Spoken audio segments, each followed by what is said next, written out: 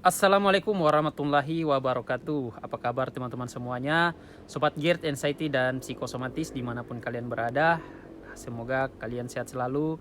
Dan yang masih banyak sensasi, semoga segera berangsur membaik ya. Dan insya Allah kalian bisa beraktivitas lagi dengan aman dan lancar. Amin. Teman-teman, hari ini saya baru bisa upload lagi ya. Setelah mungkin sudah seminggu lebih saya baru bisa upload teman-teman. Dan memang ada sedikit pekerjaan, dan di sini tuh kalau sore sudah sering hujan teman-teman ya. Kalau pagi saya kerja sebenarnya niatnya sorenya itu mau bikin video, tapi karena udah sering hujan teman-teman ya, jadi udah jarang upload. Hari ini kita akan ngebahas lagi seputar asam lambung, GERD, anxiety, dan psikosomatis. Dan ini saya lagi di Taman Mangrove lagi ya, wisata mangrove. Di belakang saya ini ya ada pohon-pohon mangrove. Sebenarnya banyak sekali pohon mangrove di sini teman-teman ya. Kalau kalian nonton video saya sebelumnya mungkin sudah pernah saya sepil tempat ini. Ini tuh wisata yang masih aktif ya dan lumayan banyak pengunjungnya. Teman-teman semuanya, sobat GERD,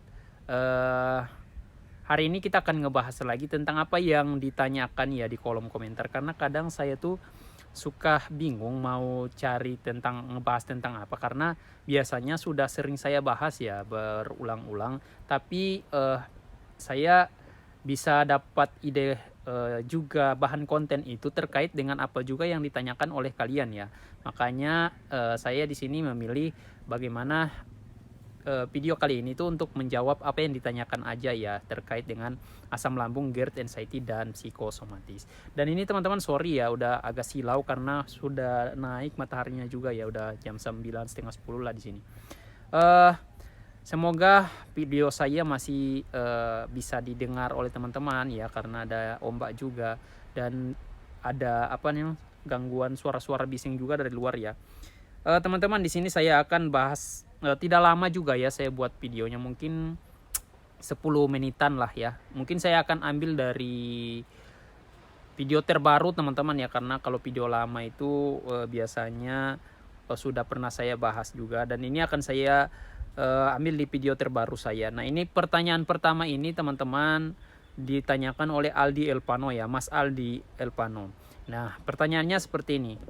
Hadir bang, mau nanya bang, pernahkah abang merasakan perut kanan atas dan pinggang kanan tidak nyaman seperti otot menegang, kadang seperti mengganjal, solusinya gimana? Nah ini, sebenarnya ini juga sudah pernah saya bilang di video-video saya sebelumnya, tapi barangkali mungkin tidak disimak dengan baik ya. Coba akan saya ulangi ya, dan semoga teman-teman yang mempunyai keluhan yang sama juga dengan si Mas Aldi ini. Jadi Mas Aldi ini keluhannya perut kanannya itu tidak nyaman ya, dan juga ototnya itu di bagian pinggang itu seperti menegang ya, kayak tegang gitu. Nah ini tuh saya juga ngalaminnya, dan saya akan coba menjawab berdasarkan pengalaman saya ya. Jadi saya tidak mengarang, saya tidak sok tahu ya seputar, karena saya mengalami, makanya saya menjelaskan apa yang pernah saya rasakan dan apa yang saya lakukan gitu. Jadi kalau itu sesuai dengan mungkin teman-teman ingin mencoba apa yang saya share ini ya, teman-teman bisa praktekkan. Tapi kalau memang teman-teman rasa tidak sepakat, teman-teman abaikan saja ya. Jadi yang pertama itu, perut kanan itu rasanya tidak nyaman. Kita cari penyebabnya dulu, apa yang membuat perut kanan kita itu rasanya tidak nyaman. Nah, kalau di saya teman-teman, kebanyakan yang membuat perut saya tidak nyaman itu ya bukan hanya di kanannya, sebenarnya bukan hanya di kanan teman-teman, di kiri juga, kadang di bagian bawah pusar ya. Itu rasanya pokoknya di area perut, mau dia sampai ke dada juga bisa teman-teman ya. Rasanya itu benar-benar nggak nyaman, dan itu tuh sering menjadi penyebabnya itu adalah gas ya. Gas yang berlebihan itu membuat rasanya itu kadang sakit, kadang mengganjal. Ya itu teman-teman yang saya rasakan ya. Dan teman-teman jangan langsung overthinking, mengira bahwa sakit di kanan itu ya seperti Mas Aldi ini ya.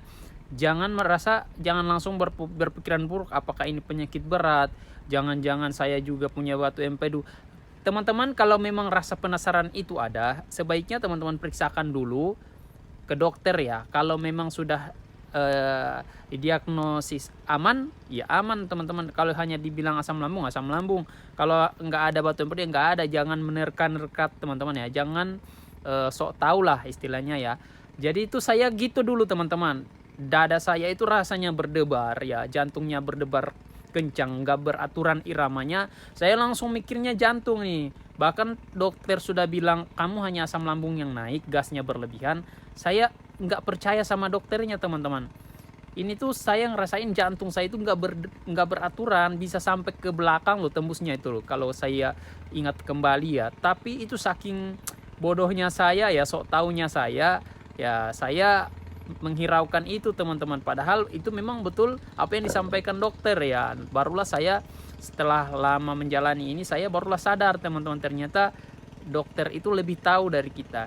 Nah, ketika teman-teman merasakan juga sesuatu yang aneh di bagian tubuh lainnya, termasuk si Mas Aldi ini, di bagian kanannya itu, ketika tidak nyaman, sakit, dan lain sebagainya, jangan menerka-nerka penyakit yang lain dulu ya. Ingat, kita punya 1001 sensasi yang ditimbulkan dari asam lambung. Jadi jangan berpikiran yang aneh dulu ya.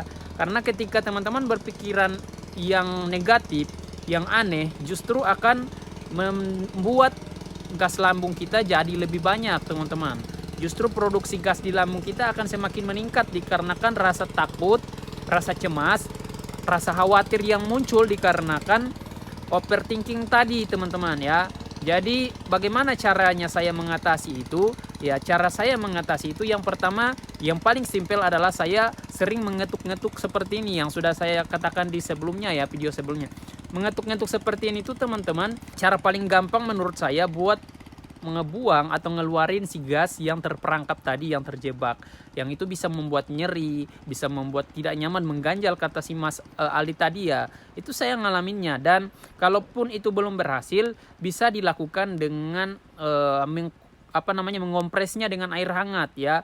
Entah pakai kain yang yang sudah kasih air hangat, atau teman-teman bisa kasih botol kaca ya yang isinya air hangat terus dikompres pakai botol, bisa teman-teman, asalkan bagaimana caranya si gasnya itu keluar dulu ya. Kalau dia sudah keluar, itu akan reda dan nyaman dengan sendirinya kembali ya. Saya sering ngalamin itu, dan teman-teman lain juga sering ngalamin itu kok.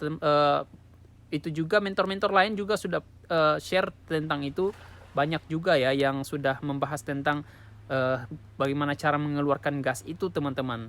Teman-teman juga bisa melakukan ada gerakan-gerakan tertentu ya yang bisa membuat gas itu. Nanti kita akan coba bahas nanti ya di lain sesi mungkin terkait dengan gerakan-gerakan untuk membuang gas itu ya yang terperangkap.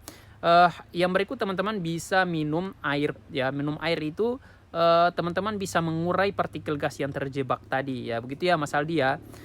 Dan kalau misalnya masih belum hilang juga, bisa dengan pijat ya. Teman-teman Mas Aldi minta dipijat refleks pakai aroma terapi yang tujuannya sebenarnya untuk menghangatkan tubuh ya. Dengan tubuh yang hangat tadi, si partikel gas tadi akan keluar entah melalui sendawa atau kita buang angin.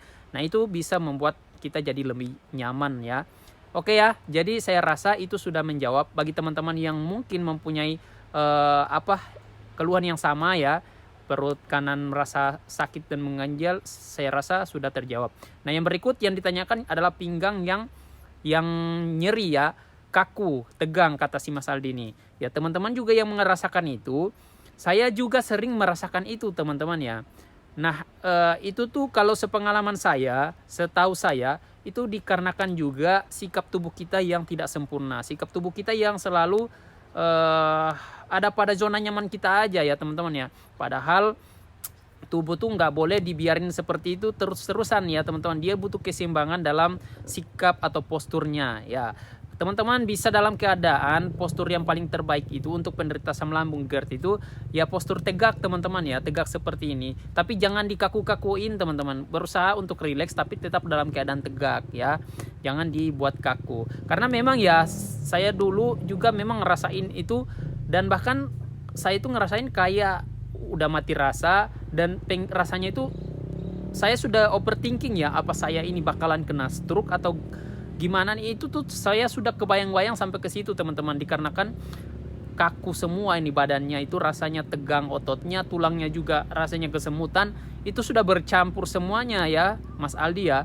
Jadi tidak hanya Mas Aldi, saya ngerasain dan teman-teman lain juga ngerasain, dan nggak usah khawatir, itu hanya dikarenakan tadi sikap tubuh kita yang tidak sempurna, kurang baik ya. Yang berikut yang menjadi penyebabnya itu kita masih bermasalah dengan penyerapan nutrisi ya. Penyerapan nutrisi kita masih dalam keadaan kurang baik, masih belum sempurna. Sama halnya dengan tubuh kita teman-teman, ketika kita kekurangan nutrisi, kekurangan gizi, sudah pasti otot kita tidak akan berfungsi dengan baik. Ya, jadi dia akan lemas teman-teman. Fungsi otot itu akan menurun ya. Fungsi tulang juga bisa menurun karena kekurangan energi kita, kekurangan nutrisi kita. Ya, jadi wajar saja kalau sistem saraf juga itu akan ikut terganggu, akan ikut menegang, kaku. Jadinya kita bukan hanya pinggang sebenarnya ya, banyak bahkan sampai ada pundak. Ya, itu tuh saya sering minta dipijatin teman-teman, dan itu tuh bisa membuat kita jadi lebih rileks, lebih nyaman ya, karena ketika sudah dipijat itu peredaran darah kita itu jadi lancar teman-teman ya. Jadi kita rasanya bisa fresh kembali ya, walaupun besoknya lagi kita tahu bakalan sakit lagi ya teman-teman. Tapi teman-teman, seiring ini berjalan waktu, ketika kita lambung kita sudah mulai membaik, penyerapan juga akan mulai membaik ya. Lambung bisa menyerap makanan ya, bisa mencerna makanan dan menyerap dengan baik, otomatis nutrisi juga akan lebih baik. Dan kalau itu sudah mulai membaik, pasti sensasi seperti yang ditanyakan tadi juga akan hilang ya. Jadi saya rasa itu ya. Ini sudah menit ke-12 teman-teman. Oke, saya tambah satu pertanyaan aja ya. Saya lihat dari video terbaru. Nah, di sini ditanyakan Mas Pai ya, Mas Pai Bonsai.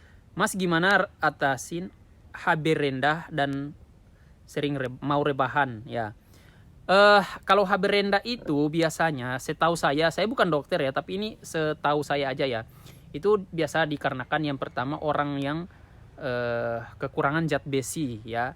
Kekurangan zat besi itu bisa menyebabkan HB kita, hemoglobin ya, itu menurun teman-teman. Jadi cukupi aja Mas Pai, HB-nya dicukupi aja zat besinya ya. Dapatnya dari mana? Dapatnya dari ikan, dari daging, dari sayur, misalnya bayam sama brokoli ya. Dan apa yang dihindari? Hindari yang mengganggu atau menghambat penyerapan zat besi. Nah, apa itu? Kopi sama teh ya. Jadi kopi sama teh itu dia bisa menghambat penyerapan zat besi tadi ya. Jadi kurangi kopi sama teh dulu ya. Itu ya. Sebenarnya kalau lambungnya bagus, lambungnya masih aman ya, nggak ada yang gimana, bisa ditambahin dengan vitamin C ya sebenarnya buat memaksimalkan penyerapan zat besi tadi ya. Itu setahu saya aja ya. Biasanya juga sebenarnya ada yang memang dikarenakan kekurangan nutrisi, kekurangan gizi ya, itu juga bisa menyebabkan HB rendah. Dan di sebagian orang memang yang mungkin sudah punya penyakit berat ya, itu bisanya HB-nya juga menurun. Contoh kayak orang-orang yang karena ada degeneratif lah, penyakit gitu, kayak ginjal. Nah, itu tuh biasanya HB-nya rendah, tapi nggak semua ya teman-teman ya, bisa ada penyebab lain juga. Tapi itu setahu saya saja. Dan bagaimana ngatasin yang sering rebahan ya? Sering rebahan solusinya harus banyak gerak ya.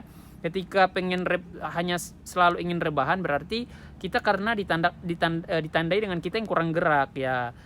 Jadi tubuh kita juga jadi malas-malasan ya, jadi pengen di zona itu aja terus, pengen rebahan aja terus ya. Kalau mau hilang malasnya itu ya, saya juga ngalamin teman-teman ya, karena maunya itu rebahan aja terus ya, nggak mau ngapa-ngapain. Tapi mau sampai kapan ya, saya harus bisa membuat tubuh ini punya daya tahan tubuh yang baik, yang kuat, bisa beraktivitas kembali. Masa iya saya harus rebahan terus ya? Jadi bangun semangat itu dari diri sendiri ya teman-teman ya. Jadi semangat kembali, apa yang membuatmu bisa semangat termotivasi, silakan tonton ya. Bisa dari afirmasi, motivasi orang-orang yang hebat, berkumpul dengan orang-orang yang positif ya, itu bisa membangkitkan semangat ya. Jadi bisa termotivasi lagi untuk olahraga ya. Jadi insya Allah itu bisa membantu sekali. Oke teman-teman ya, saya rasa ini dulu yang saya share. Dan semoga ini bermanfaat buat kita ya teman-teman ya. Bagi kalian juga, kalian semoga cepat sembuh, beraktivitas kembali, dan terima kasih sudah menonton video ini sampai akhir ya. Kita bertemu di video selanjutnya. Assalamualaikum warahmatullahi wabarakatuh.